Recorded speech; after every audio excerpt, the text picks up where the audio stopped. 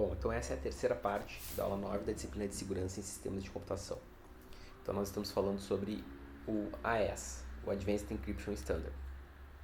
Então, nessa imagem é possível ver a progressão de estado através da criptografia do AES. Então aqui a primeira coluna mostra o valor do estado no começo da rodada, organizado já, com uma matriz. E as colunas subsequentes mostram o valor do estado para o final da rodada, a partir de cada uma das funções. E aqui, finalmente, a chave da rodada. Bom, então basicamente para demonstrar então as modificações que vão acontecendo. Observando então mudanças no texto puro. Então nesse caso aqui há uma mudança no oitavo bit do texto puro. Então observem aqui esses dois textos, eles parecem aparentemente o mesmo, mas notem que há uma modificação aqui. Ó. Então tem uma mudança de 1 bit. E nessa segunda coluna da tabela mostra qual o valor da matriz de estado no final de cada rodada, considerando esses dois textos puros então. Então, a partir da primeira rodada, então, olha, observem aqui a mudança de apenas 1 bit. Em seguida, já há um número de 20 bits diferentes aqui em relação aos dois puros. Notem que eles tinham apenas 1 bit de diferença na entrada. E assim, esse número então vai crescendo e vai se situando aqui ao redor de 60, mais ou menos.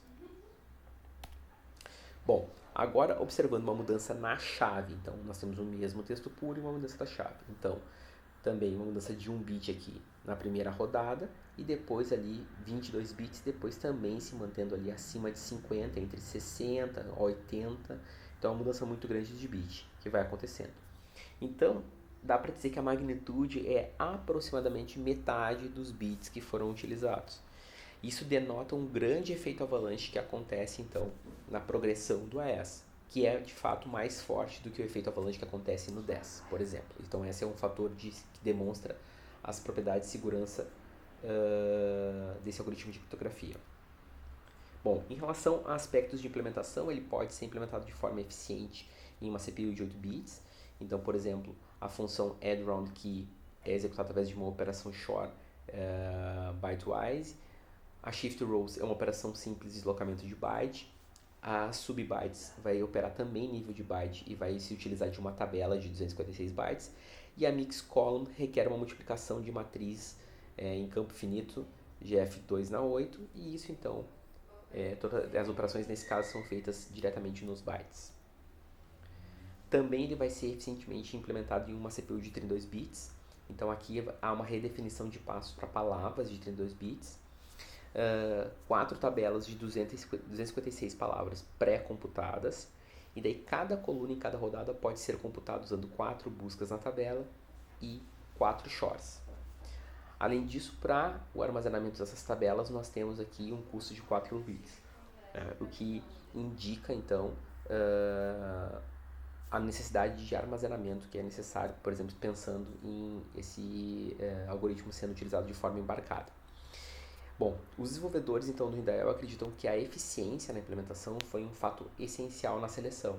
Então, dentre as diversas características interessantes desse algoritmo, os desenvolvedores acreditam que talvez um dos principais fatores que levaram à escolha do AES então foi a eficiência na implementação. Bom, falando de criptoanálise, então houve um primeiro ataque tentado chamado XSL para demonstrar fraqueza devido a uma baixa complexidade dos seus componentes não lineares. Então, isso foi feito em 2002. E aí, posteriormente, alguns artigos mostraram que esse ataque era inviável.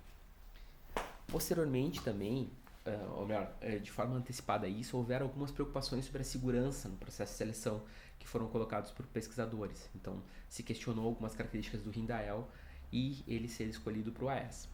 Bom, de qualquer forma, após essa escolha, por exemplo, em 2000, Bruce Schneier, que é um pesquisador muito conhecido na área de segurança, então, afirmava que ele acreditava que ninguém conseguiria descobrir um ataque que permitiria ler o tráfego criptografado com o Hindael, especialmente na versão completa. Bom, obviamente existem ataques que são chamados de side channel, ataques que não atacam a cifra de forma como uma caixa preta, mas sim aspectos de implementação em um determinado sistema que normalmente vazam alguma forma de dado, alguma forma de informação. Esses, por enquanto, são os únicos ataques com sucesso ao AES completo. Né? Então aqui existe uma lista de ataques, né, de propostas de ataques que são focados em uma determinada implementação. Falando sobre ataques completos, sobre ataques diretamente, né, do tipo Black Box ao AES, então em 2009 houve um ataque que tinha uma complexidade de 296 para uma de cada 235 chaves. Também no mesmo ano, os mesmos autores, né, Birikov e outros colaboradores, apresentaram um ataque de duas chaves relacionadas a uma complexidade de 239, ou seja, um pouco menor, por uma chave de 256 bits, mas notem, numa versão de 9 rodadas, ou seja, numa versão que não é completa do AES. Em 2011, então, o Bogdanov e seus colaboradores, então, eles propõem um ataque de recuperação de chave do AES. É um ataque do tipo B-Click, que é até hoje o melhor ataque conhecido para o AES. Né? Então ele consegue ser mais rápido que força bruta por um fator de 4, então é um fator relativo, e ele possui lá 2 nas 126 operações para recuperar uma chave de 128 bits e 2 nas 54 para uma chave de 256 bits. Bom, esse é o melhor resultado, mas de fato, pela complexidade, é possível perceber que esse ataque não é factível. Então, apesar de existir esses ataques de forma teórica, eles não representam uma ameaça para a utilização atualmente para a utilização do AES. Bom, além disso, muitas CPUs modernas elas têm instruções em hardware para o AES. Isso então é uma proteção adicional para ataques do tipo side channel, né? Especialmente os que são baseados em temporização em aspectos relativos ao tempo no processamento do algoritmo. Quando houve os vazamentos do Snowden, uma informação que apareceu era que a NSA então estava pesquisando formas de criptoanálise baseadas em uma estatística diferente, chamada estatística tal, para quebrar o AES. Então as informações que nós temos nesse momento é que existem esses estudos, mas nós não sabemos exatamente a que pontos chegou então nesse tipo de pesquisa, nessa pesquisa. Então, neste momento, né, não há um ataque prático conhecido que permita então decriptografar o AES sem conhecimento da chave. Então esse é o estágio atual e isso então nos permite uma confiança na utilização desse algoritmo.